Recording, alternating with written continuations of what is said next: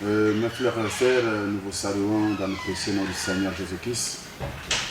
À cette occasion que nous trouvons à la chaîne de télévision Shalom, nous avons le privilège de vous parler d'un petit sujet qui peut vous aider.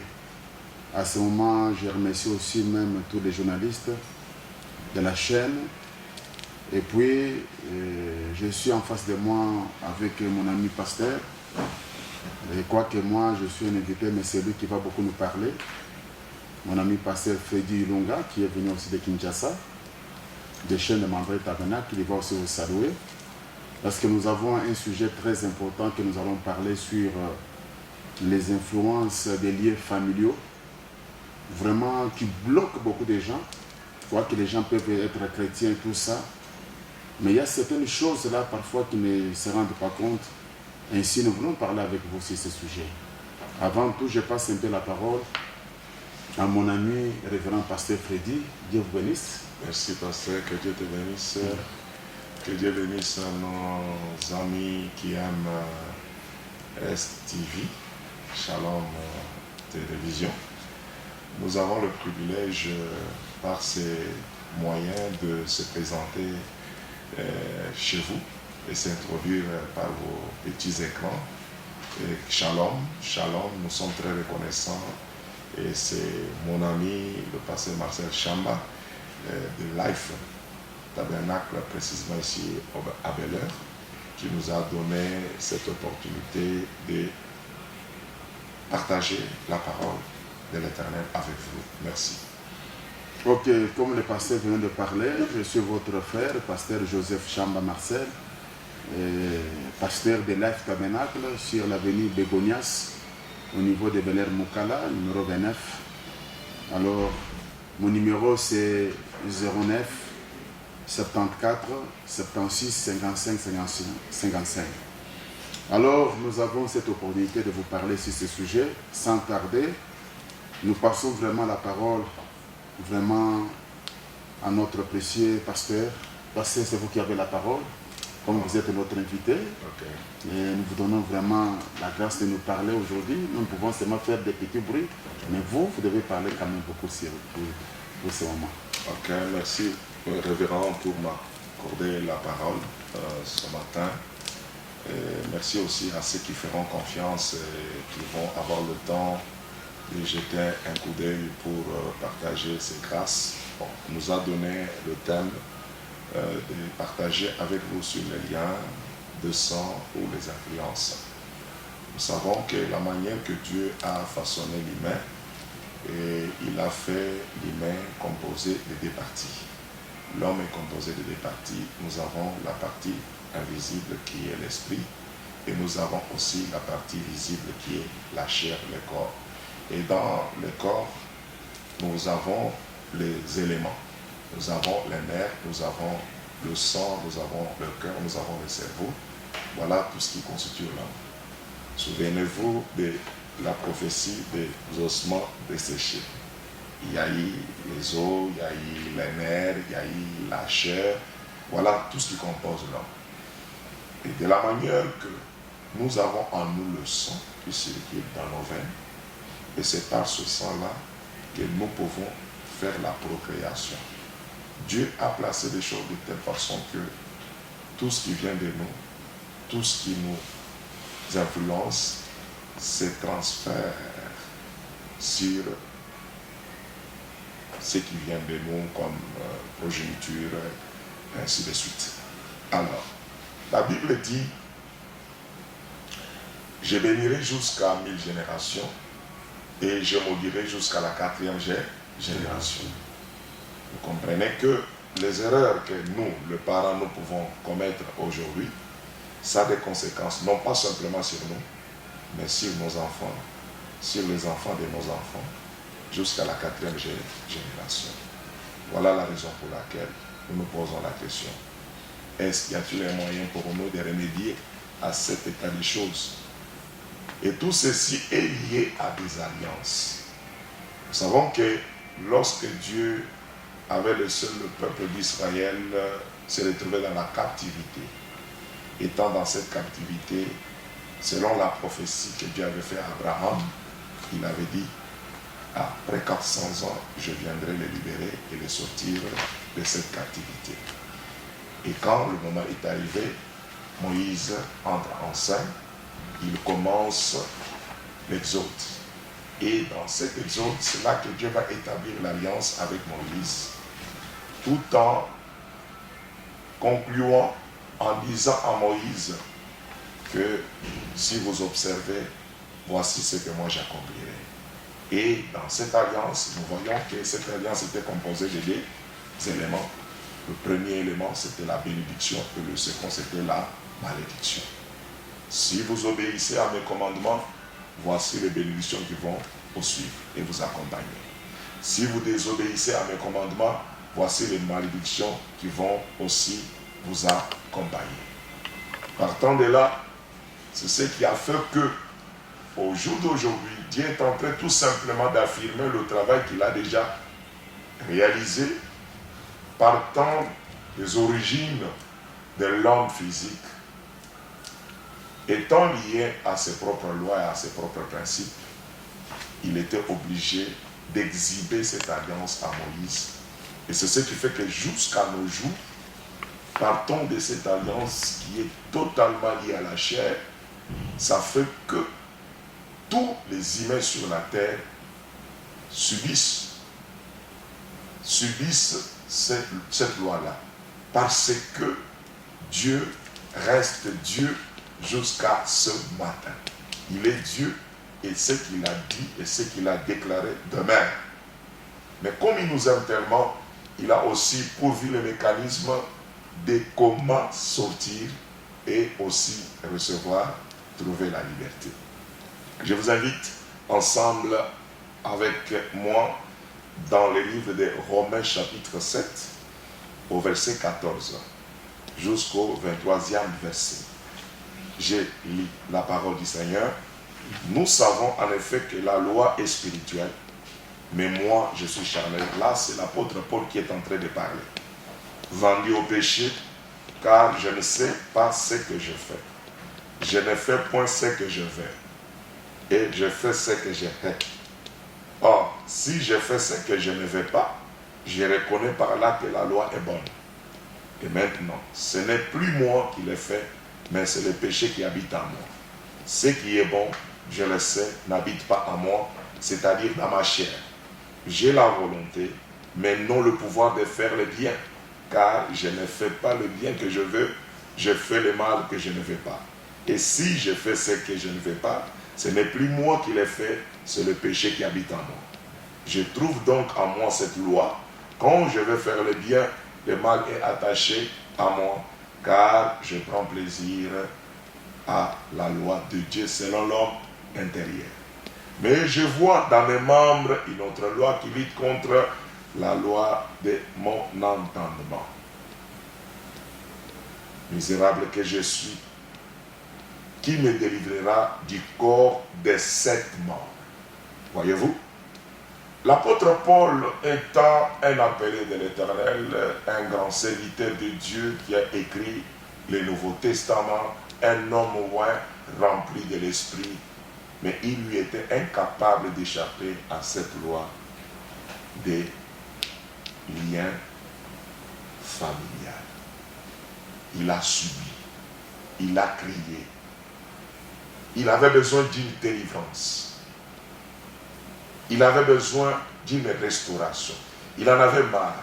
Voilà pourquoi il dit qu'il y a en moi quelque chose qui fait que le bien que je veux, ce n'est pas ce que je fais. Pour tout ça, parce qu'il y a les liens de sang qui étaient en train de me poursuivre. Mais il a crié en cherchant, en réclamant la délivrance. Gloire à Dieu. Écoutez la suite de ses propos. Il dit, qui me délivrera du corps de cette mort?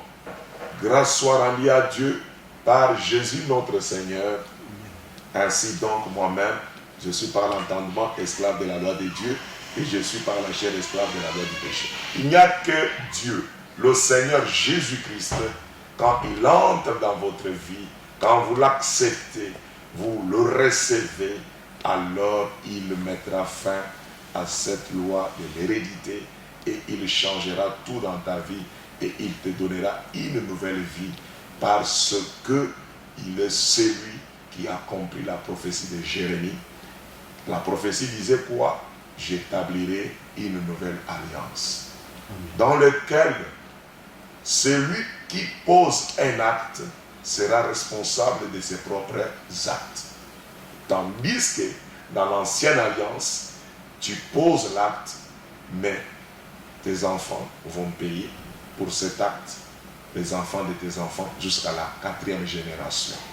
Mais dans la nouvelle alliance, celui qui pose l'acte, quand vous avez déjà cru en Christ, en Jésus-Christ, vous avez cru en son message, à son évangile, à ce moment-là, ça transforme, ça arrête la continuité, ça arrête tout ce qui s'est passé, tout ce qui venait, que tu as hérité de la famille, s'arrête. Voilà pourquoi je vous invite encore à ajouter un autre passage dans le livre des Nombres. Nombre 14, verset 18. L'Éternel est lent à la colère, riche en bonté. Il pardonne l'iniquité et la rébellion, mais il ne tient point le coupable pour innocent. Il punit l'iniquité des pères sur les enfants, jusqu'à la 3e et à la 4e génération révérend. Et Lamentation ajoute, 5, verset 7, nos pères ont péché, ils ne sont plus. C'est nous qui portons la peine de leur iniquité. Voyez-vous l'efficacité des liens de sang? Voyez-vous l'influence que cela a dans nos vies? Des fois, il arrive que nous ne sommes pas responsables de notre état spirituel ou physique ou financier.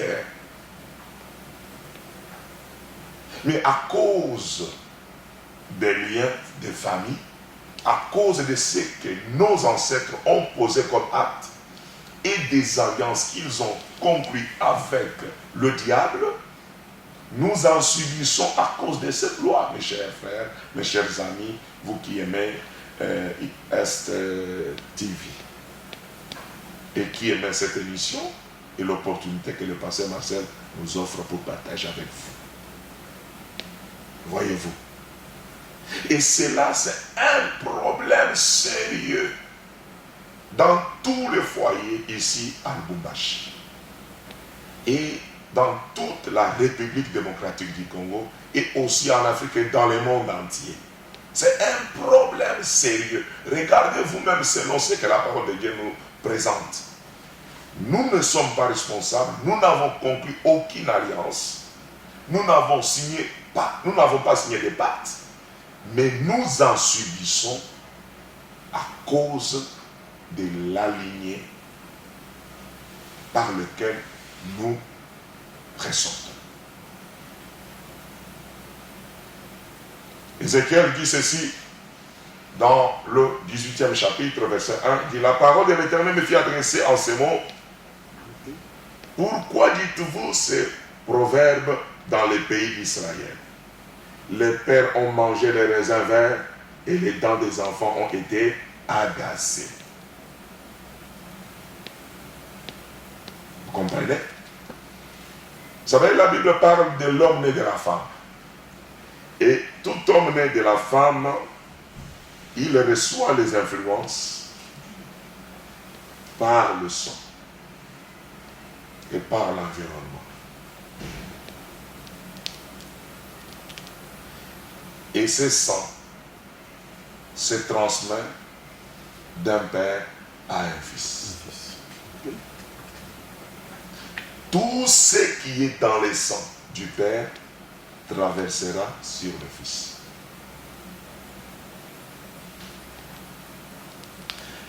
Les péchés du père se retrouvera sur le fils. Les punitions que lui devait seul subir, ça se retrouvera sur le fils.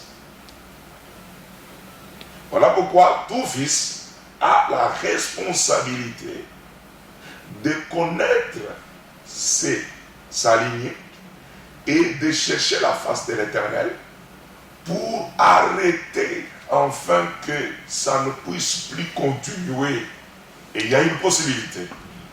Et Jésus vous offre cette possibilité-là. Voyez-vous, mes chers amis.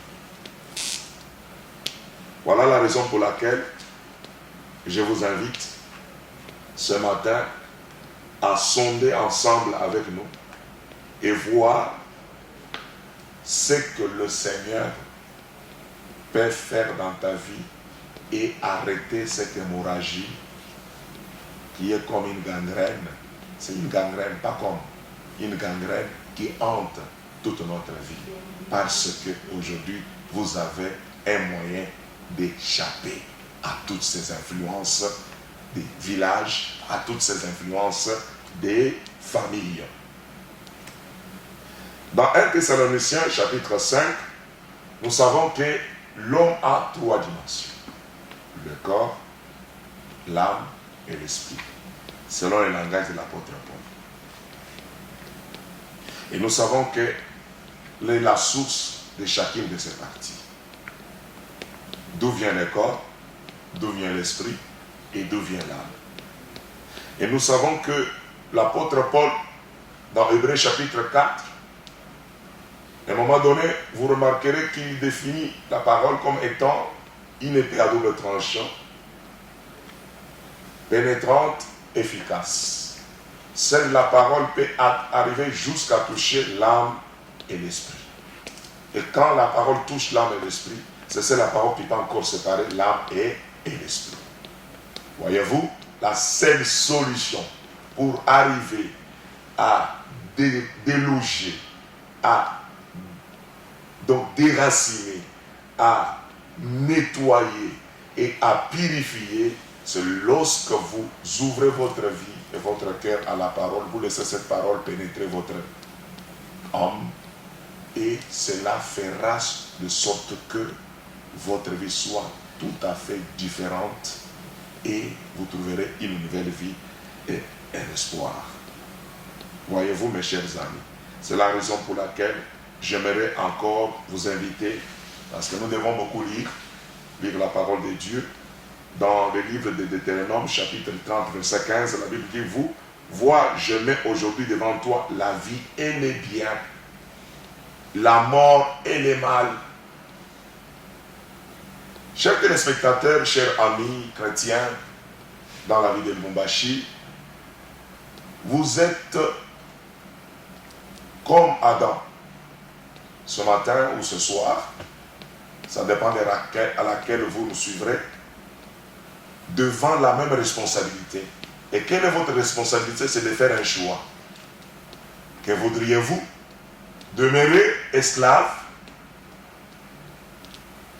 des liens de sang et de famille, ou sortir de cet esclavagisme et se retrouver une personne affranchie et libre?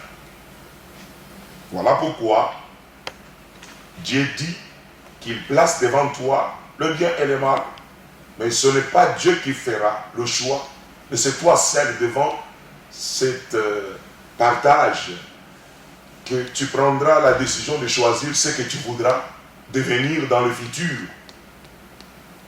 Voudras-tu rester esclave pour toujours ou bien tu veux être affranchi parce que nous avons une glorieuse promesse d'affranchissement à nos jours. Et dans Deutéronome 30 jours, verset 19, la Bible dit, j'en prends aujourd'hui à témoin contre vous le ciel et la terre, j'ai mis devant toi la vie et la mort, la bénédiction et la malédiction. Choisis la vie afin que tu vives, et toi et ta postérité.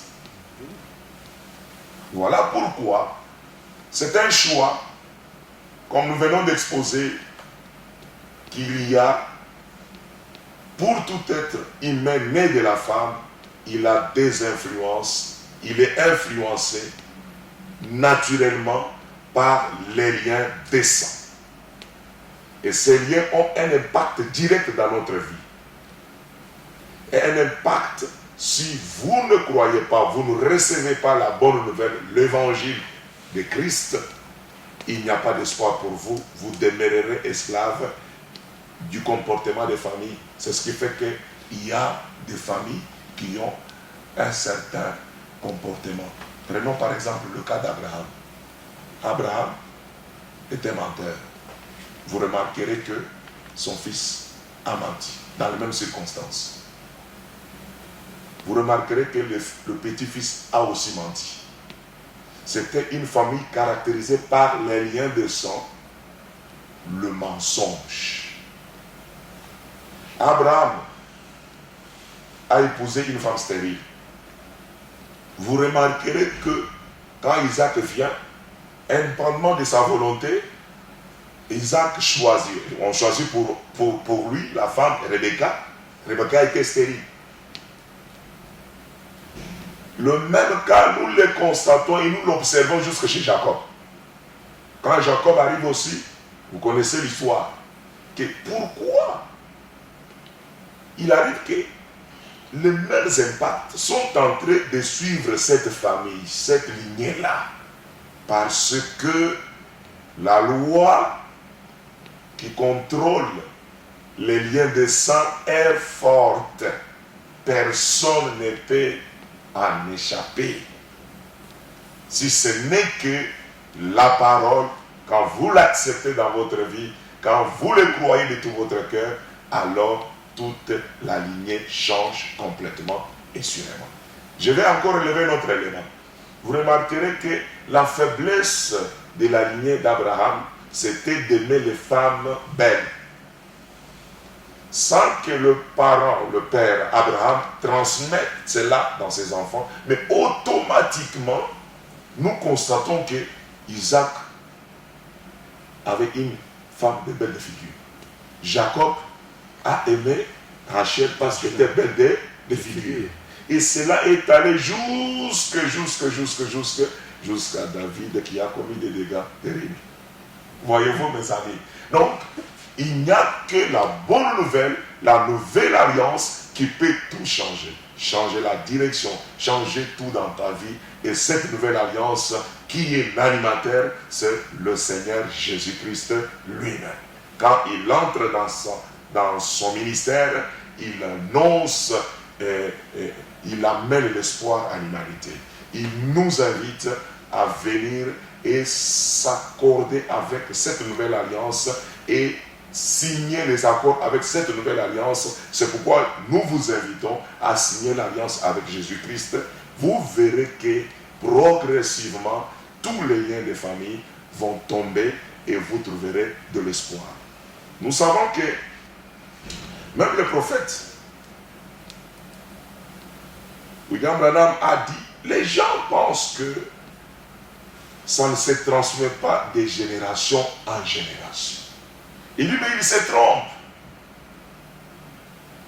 Tant que vous avez du sang dans vos veines, le sang qui circule en vous, ce n'est pas le sang de Jésus-Christ, c'est le sang de vos ancêtres.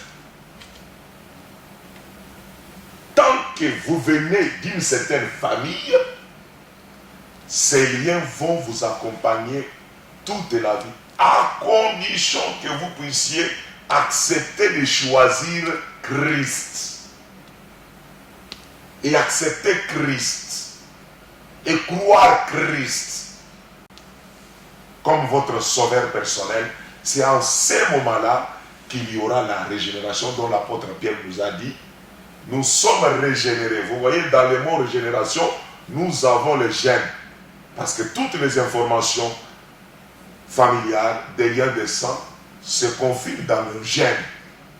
Et voilà, avec la parole permanente et vivante, efficace de Dieu, cette parole est capable d'aller attaquer même les informations génétiques dans notre ADN et ça change, ça transforme, ça mène une nouvelle information et cela fait de vous une nouvelle créature.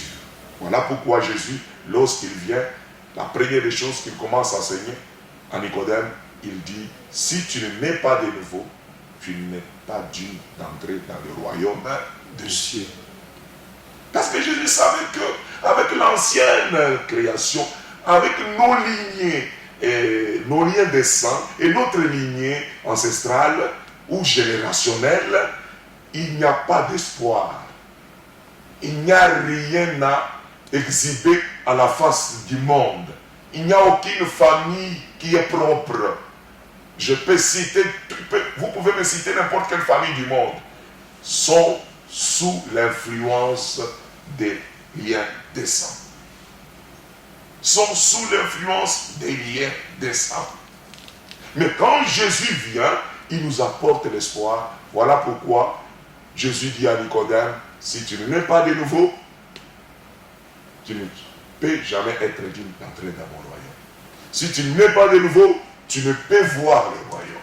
Donc, la condition aujourd'hui, vous devez passer par l'expérience de la nouvelle naissance, et la seule chose qui peut faire que notre vie soit transformée et que les liens de sang s'arrêtent, c'est la parole pure. La parole pure. La sainte parole. Et quand vous recevez cette parole pure, cela va jusque dans votre ADN. Ça prend toutes les anciennes informations, ça ressort de là et ça installe une nouvelle information et vous devenez une nouvelle créature. Pour l'instant, je cède d'abord la parole à mon révérend pasteur Marcel. Ok, merci beaucoup révérend, vraiment nous sommes très heureux de vous avoir, vraiment pasteur. Vous avez amené de bonnes choses de Kinshasa pour nous parler sur les liens familiaux. Ce sont les choses vraiment qui nous lient tous, tout ça. Et comme je voulais aussi parler à mes chers frères et sœurs qui m'écoutent à ce moment, vous avez écouté vraiment ce que l'homme de Dieu nous a déclaré. Les influences héréditaires ou bien les liens familiaux, ça suit tout le monde.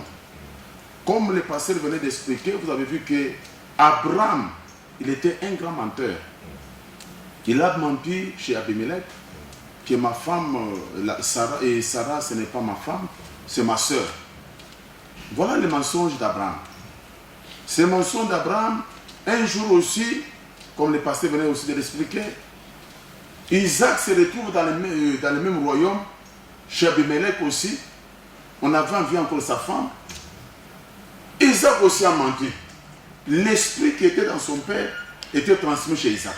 Isaac aussi a menti que non, Rebecca ce n'est pas ma femme. Maintenant le mensonge là est devenu double sur Jacob. Jacob lui, il a commencé à mentir, même son frère, même son père, même son beau-père. Tout ça c'est que nous appelons des liens familiaux. Vous trouverez dans les familles, il y a des familles là colériques. La colère a commencé par leurs ancêtres jusqu'aux petits enfants. Vous trouvez dans une famille des adultères. C'est comme nous vont parler de David. David lui a aimé 500 femmes. Mais quand son fils Salomon est venu, lui c'est 1000 femmes. C'est quoi? L'influence qui était dans son père. Alors les influences héréditaires bloquent même la vie des gens. Il y a des gens tels que nous sommes ici, une famille qui est pauvre, où les choses n'avancent plus, une famille où il y a des femmes stériles, une famille où il y a des femmes qui ne veulent pas rester au mariage. Tout ça, ce sont les liens familiaux. Pour maintenant qu'il y ait un changement, il faut une nouvelle naissance. Ça veut dire que parce que c'est dans le sang, il faut qu'il y ait un autre sang. C'est pourquoi Jésus a versé le sang au calvaire pour briser l'influence de nos sangs et pour que le sang de Jésus-Christ, quand nous croyons par la foi, que ce sang-là, la vie qui était dans le sang-là, entre en nous pour briser, libérer. Je vais vous donner l'exemple, par exemple, de notre prophète William Branham. Il dit quelque chose comme ça dans le message pour vous qui croyez quand même le prophète William Branham. Nous le croyons aussi. Il dit dans le message Histoire de ma vie. Écoutez ce que dit notre prophète William Branham. Il dit Histoire de ma vie prêchée le 8 novembre 53, paragraphe 13. Il dit j'ai toujours été une brebis galeuse dans ma famille. J'ai toujours été une brebis galeuse dans mon église. C'est tout récemment que j'ai commencé à m'asseoir à un groupe de gens qui m'aiment. Ça, William Branham ne l'aimait pas. Parce qu'il était né d'une mauvaise famille. Il va expliquer lui-même. C'est à ce groupe de gens que j'ai l'intention de donner ma vie pour les services. Et je les aime, ils m'aiment. De toute ma vie, j'étais une personne qui désirait que quelqu'un ait de l'estime pour moi. Je regrette de le dire, ma famille n'était pas religieuse. Mon père était simplement un garçon type du Kentucky, par ici, il buvait pour chaque sou qu'il avait. Le papa de Frère Branham, tout ce qu'il recevait comme l'argent, il ne pouvait qu'aller boire. Comme il y a des papas comme ça, vous trouvez un bon papa, ce qu'il a comme l'argent, il faut d'abord boire. Et les enfants peuvent mourir de faim, mais lui, ça ne lui dit rien. Et cela s'engendre même aussi dans les enfants. Et Frère Branham continue nous dit, je déteste de dire ces choses, mais c'est ce qui est vrai, est vrai. Que cela se fasse mal ou pas, il faut que je le dise. C'est une tâche que la chose qui se trouve sur moi, eh bien, c'est simplement sur moi, c'est la vérité. Et soyez fidèles et honnêtes envers Dieu. Même vous qui écoutez là, chacun connaît. Il y a des familles là, un homme ne peut pas rester avec des divorcés. Un homme se marie avec une femme après 5 mois, 5 ans, il faut qu'il change notre femme. Comme on change de véhicule. Ce sont les liens familiaux. Il y a des femmes qui vont au mariage, et elles vont au mariage comme si elles vont faire des commerces. Après 2 ans, mariage n'a qu'à chic. Ce sont les liens familiaux. Il faut la nouvelle naissance, comme les révérends pasteurs venaient dire que Jésus a dit à Nicodème, naissez de nouveau, parce que la naissance que nous avons, c'est une mauvaise naissance. Et frère Branham dit, Dieu vous bénisse si vous êtes honnête. Eh bien, mon père buvait, et que c'est l'alcool qui l'a même tué. Peu importe ce qu'il a fait, il est toujours mon père. Et là, sur sa tombe aujourd'hui, où se pose la neige blanche, il est toujours mon père. Alors, notre prophète William m'explique comment est-ce que son papa. Et il dit aussi, ni t'étais le sang de Jésus-Christ, moi je serai comme mon père. Moi, Branham, si ni t'étais le sang de Jésus-Christ, je pouvais être comme mon père. Parce que mon père vivait, faisait ces choses. Alors c'est pourquoi la naissance que nous sommes venus dans le monde ici, on ne peut pas se glorifier. Ouais. Que vous soyez né dans une famille où on vous dit que non, papa est ministre, papa est ceci, c'est toutes les familles de la terre sont mauvaises. Wow. Il faut ce que nous appelons une seconde naissance. Ok, comme on vient de me signaler, il reste presque même 5 minutes, je crois. Et je termine seulement ici pour laisser que mon visiteur puisse terminer lui avec la parole. Je vais lui seulement quelque chose, parce que la naissance que nous avons, ce n'est pas une bonne naissance. Il faut une nouvelle naissance.